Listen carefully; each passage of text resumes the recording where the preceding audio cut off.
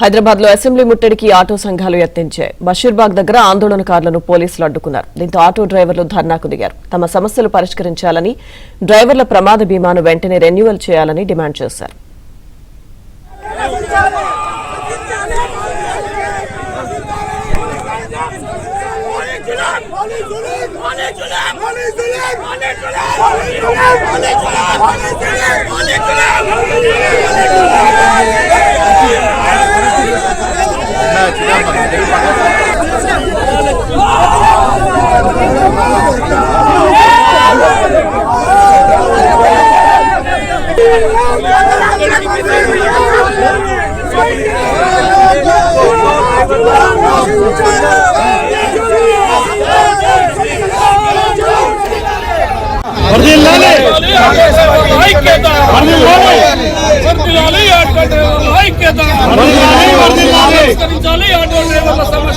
కాంగ్రెస్ ప్రభుత్వము అధికారంలోకి వచ్చే ముందు గత ప్రభుత్వం ఏదైతే ఆటో డ్రైవర్ల సమస్యలు పరిష్కరించలేదని చెప్పి ఎన్నికల మేనిఫెస్టోలో కాంగ్రెస్ పార్టీ కనుక అధికారంలోకి వస్తే ఆంధ్రప్రదేశ్ ప్రభుత్వం అక్కడ ఉన్న జగన్ ప్రభుత్వం 10,000 ఇస్తే వీళ్ళు 12,000 ఇస్తామని చెప్పి హామీతో పాటు గ్యారెంటీ కార్డు ఇవ్వడం జరిగింది.